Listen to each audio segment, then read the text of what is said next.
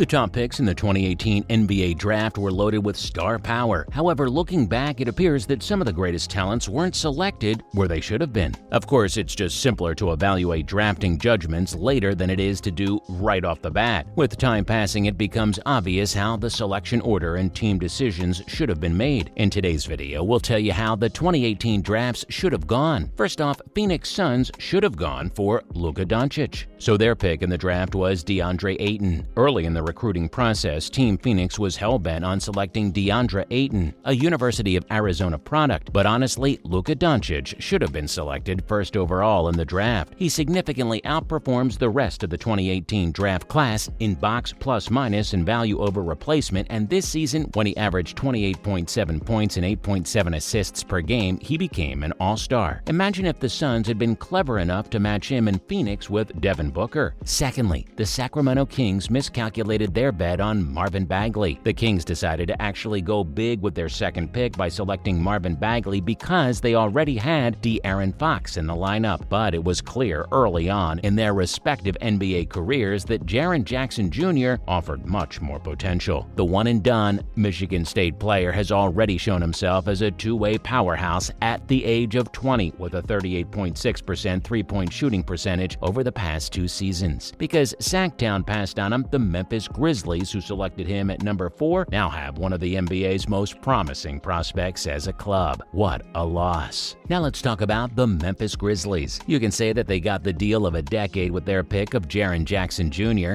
Memphis had the option of starting over at point guard with Shai Gilgeous-Alexander from Kentucky, one of the most promising second-year standouts in this class, instead of going with an aging Mike Conley. SGA, who played major roles on two Western Conference forces in Los Angeles, the Clippers and the Oklahoma City Thunder, is fourth in this class in points and assists, while ranking third in minutes played. He's a two-way player who is flexible and fluid, and we believe he can quickly become an all-star. He would have been a superb Conley replacement for the Grizzlies. Next at number 4, here come the Dallas Mavericks. So their actual pick was Trae Young, who was later traded to Atlanta for Luka Doncic. However, it's difficult to picture Dallas selecting anything other than a big player in this round after selecting Dennis Smith Jr. in 2017. Also, it's hard to see Deandre Ayton dropping out of the top 5. But is he a top pick candidate? We don't believe so. Even though on the footage he appears to be one of the league's most talented two-way big men, it's safe to say that he gets by pretty easily. Moving on, at number 5, we have Orlando Magic. By favoring length in this selection, the Orlando Magic maintained its brand identity and went with Mo Bamba. Though we're not quite ready to give up on him just yet, we also believe Michael Porter Jr. would have been a better choice. Porter Jr.'s medical history, which continues to be a concern, played a significant role in his draft night tumble to the bottom of the lottery. However, in just 48 games, he has already demonstrated that he's got the shot-making skills, scoring instincts, and range to live up to the high expectations placed on him as the top recruit coming out of high school. Let's move to number 6, the Chicago Bulls. Wendell Carter Jr., a one-and-done Duke player, was chosen by Chicago and has been a great center anchoring the Bulls' back end. But things might have been better if they'd gone with Mitchell Robinson instead. As a Western Kentucky commit who never played collegiate football, Robinson dropped all the way to the second round due to worries about the polish of his game. But if you want to talk about polish, he leads the 2018 class of chosen and undrafted players in win shares per 48 minutes. The Knicks are now depending on him as the cornerstone of their front court as a lob-finishing, shot-swatting superstar. Next up at number 7, we have the Cleveland Cavaliers. Collin Sexton has produced impressive stats as a scorer and outside shooter in Cleveland, but a guard controlling the ball without passing it is difficult to build around. So let's correct it. Here we have the Cavaliers resolving the issue by selecting Devontae Graham at pick number 8. He has played a total of 676 minutes as a rookie and is now averaging 5.4 assists per game in Charlotte. He recently had one incredible sophomore star turn, averaging 18.2 points and 7.5 assists per game. Following up at number 8, we have the New York Knicks. It's understandable why the Knicks were so obsessed with Kevin Knox. He's a unicorn in the league due to his enormous size and unusual shot creation tools, but it hasn't worked out and doesn't seem like it will in the future. He's got the fewest win shares and lowest VORP among all 2018 draft picks. Dante DiVincenzo, meantime, appears ready to transform Milwaukee Milwaukee into a title contender and has significantly improved the shot-making abilities that landed him a first-round pick out of Villanova. Following up at number 9, the list won't be complete without the Philadelphia 76ers. Our pick for them is Mikal Bridges. We didn't like his getting traded back then, and it still feels the same way. We believe Philly should have kept Mikal Bridges instead of selecting him and trading him on draft night. Anyone would still stand by that. In a system where Ben Simmons and Joel Embiid receive the majority of touches, the 76ers could utilize a 3-and-D type wing like Miles Bridges, who has an influence on the game with a low usage rate. Up next, Charlotte Hornets couldn't have been smarter. So their pick back then was Shai Gilgeous-Alexander, who was traded to the Clippers for Miles Bridges and 2 second-round picks. Charlotte should have simply retained SGA, but now that SGA is off the list, why not put some Bamba in here at position 11? You might recall that despite being reduced to a minor position on a largely irrelevant squad, he recently broke the NBA Combine record for the longest wingspan. We're still not prepared to give up on our collective dream of him becoming a significant big guy in the NBA, given his length, shot-blocking ability, and potential floor spacing. Rarely do 7-footers with wingspans of 7'10" appear. What a freak of nature. Next, at number 11, we have the Los Angeles Clippers. It's funny how things ended up being connected to each other. Landry Shamet was selected with the 26th overall pick. However, the Clips later traded for him from the Sixers in 2019. In a redraft, they'd now select him at pick number 12. He has established himself as a shooting specialist with outstanding outside touch, ranking 3rd in three-point percentage among second-year players with 50 or more games under their belt. Following that, let's dive into the Los Angeles Clippers again. So, given that Jerome Robinson's time in Los Angeles was brief and uninspiring, let's offer Marvin Bagley to the Clippers to give them some real firepower. Despite dealing with injuries this season, he's a capable scorer and rebounder who, if he can develop his three-point shooting and shot-blocking skills, has a chance to truly develop into a strong two-way power forward. He feels like a very secure pick at number 13, the exact opposite of Jerome Robinson's initial selection. Up next, we've got the Denver Nuggets, drafting Michael Porter Jr. Shake Milton had to grow a lot over the course of his brief NBA career, but he has since developed as a versatile guard with some handle. But his main asset is his ability to score. He's made 45.3% of his three-point attempts in Philadelphia this season, and he could have been a valuable reserve for a talented Nuggets squad that could have used more depth in the backcourt behind Jamal Murray and Gary Harris. Lastly, the Washington Wizards and their selection of Troy Brown makes little sense. Troy Brown has been a valuable member of the Wizards team and is developing into a valuable NBA player, but you can't overlook the possibility of bringing Robert Williams to this roster if John Wall and Brad Beal are both in top-notch condition. Williams is still one of the draft's most appealing prospects despite off-court issues that hurt his stock and prevented him from becoming a lottery choice. In terms of the box plus-minus, only Luka Doncic, who is 5.9, is ahead of Williams among all players in the 2018 class. If he pulls it all together, his odd jumps and some depth to his game might actually translate to long-term NBA success. Well, that's a wrap for this video, so let us know what you think about all this in the comments below. Also, make sure you give this video a thumbs up and subscribe to our channel for more videos like this, and we'll see you in the next one.